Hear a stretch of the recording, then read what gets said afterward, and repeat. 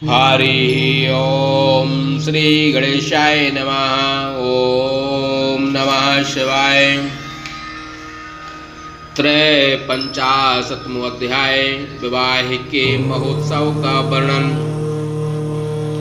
ब्रह्मा जी बोले, हे नारद, तब विष्णु आदि सभी देवगण एवं तपोधन मुनिगण अपना आवश्यक नित्य कर्म निर्वाह कर हिमालय से प्रस्थान करने के उपक्रम करने लगे।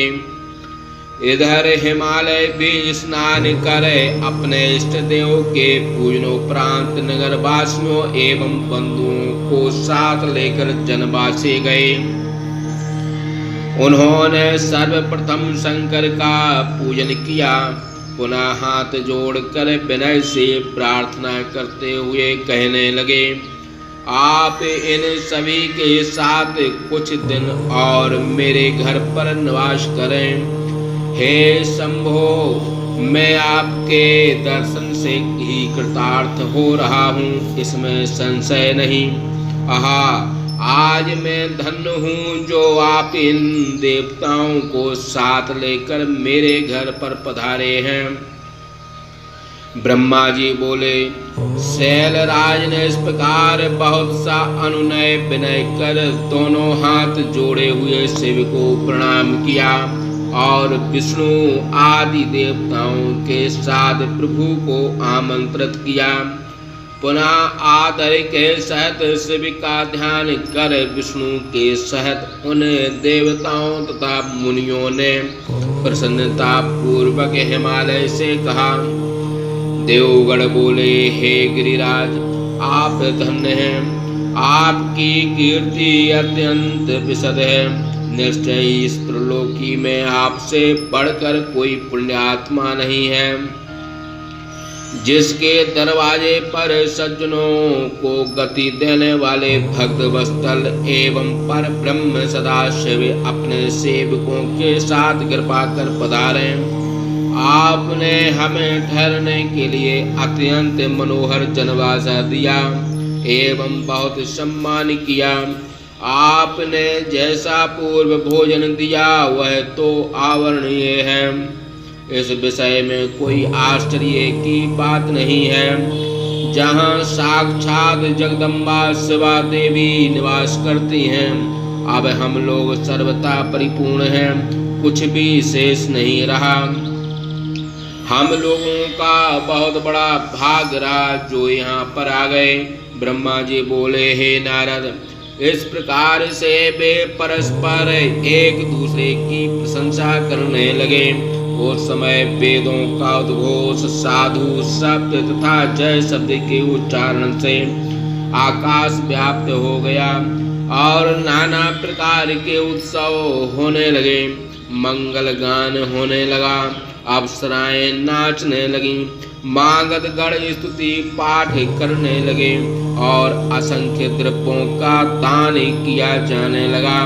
इस प्रकार देवेश का आमंत्रण कर गिरिराज अपने घर आए और अनेक विधि विधानों से भोजनोत्सव की तैयारी करने लगे। फिर वे सत्कार पूर्वक कौतूहल युक्त हो बारातियों समेत शंकर को भोजन कराने के लिए अपने घर ले आए।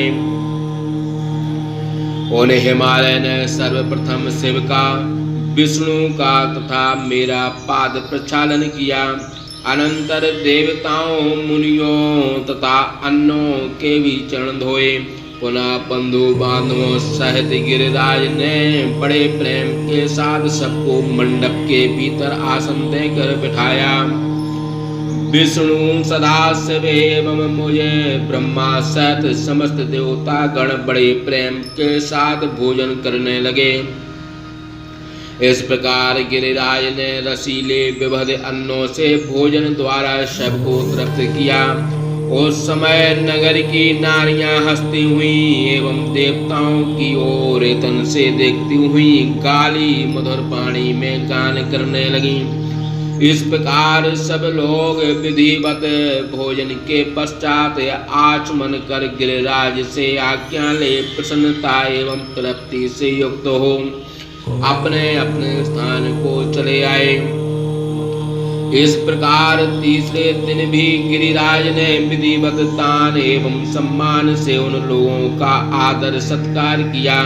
चौथा दिन प्राप्त होने पर बड़ी शुद्धता के साथ अखंडित चतुर्थी कर्म विधिवत संपन्न कराया गया।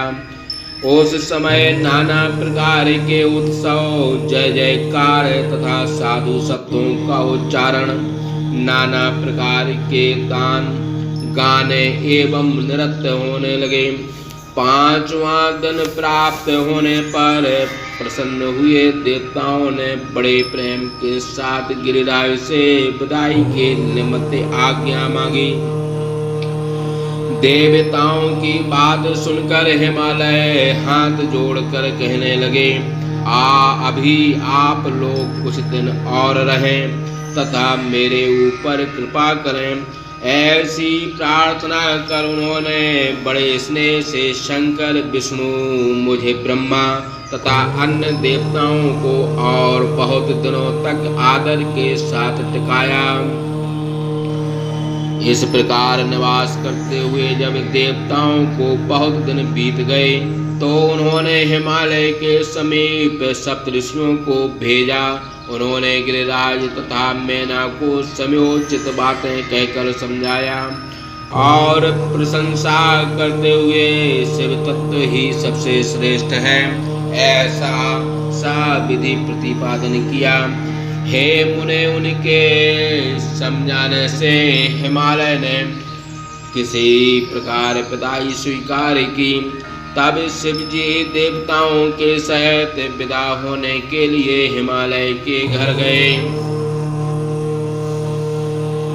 इस प्रकार जब देवेश को कैलाश गमन के लिए उत्सुक देख मैना ऊंचे स्वर से रोती हुई कृपा सागर शंकर से बोली।